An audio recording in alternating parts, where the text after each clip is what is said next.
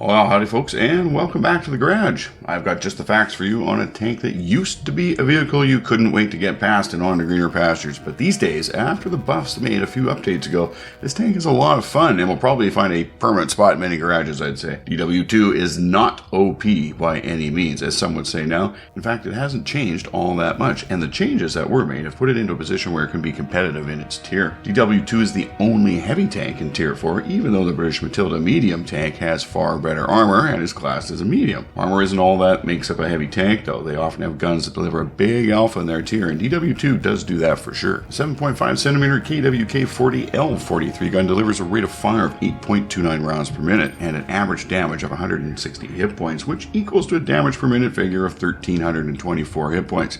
Nothing crazy there, that's for sure. Armor-piercing ammunition can reliably pen 103mm of armor, which works very well in its tier, and even against many tier 5s. But should you come up against a particularly tough target, you can always load some spicy APCR for 139mm of penetration. An aim time of 3.8 seconds and a dispersion rating of 0.4 approximately does limit its usefulness as a sniper, though. View range of 256 meters is very good and best in tier, allowing you to share situational awareness with your teammates.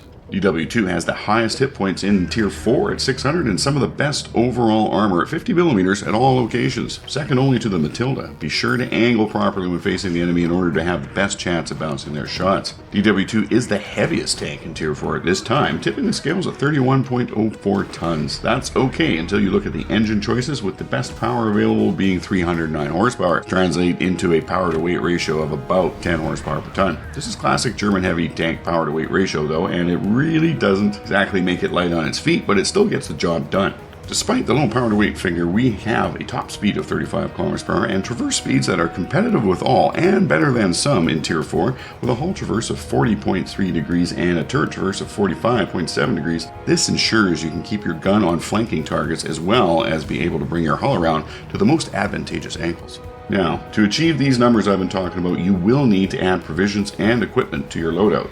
I like to run the standard fuel, chocolate bar, and the protective kit. For equipment, I like to run the rammer to speed up the reload, the enhanced gun laying drive to reduce aim time, and the coated optics get us to that excellent 256 meter view range. So, what's cool about the D.W.2? D.W.2 is packing a gun that can deal with any enemy in Tier 4 quite handily, and a top speed of 35 km per hour, and excellent hull and turret traverse speeds to make sure you get to the battle and can get your sights on your targets.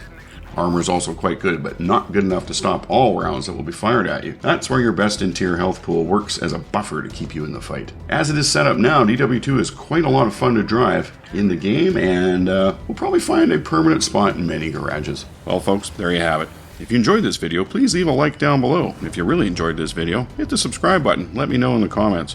As well, be sure to visit my social media pages, both on Facebook and Twitter. This is where I post info that, well, not belonging in a video, it's worth taking a look at. I would also like to give a shout out to my Patreon supporters. You folks are making a huge difference for me.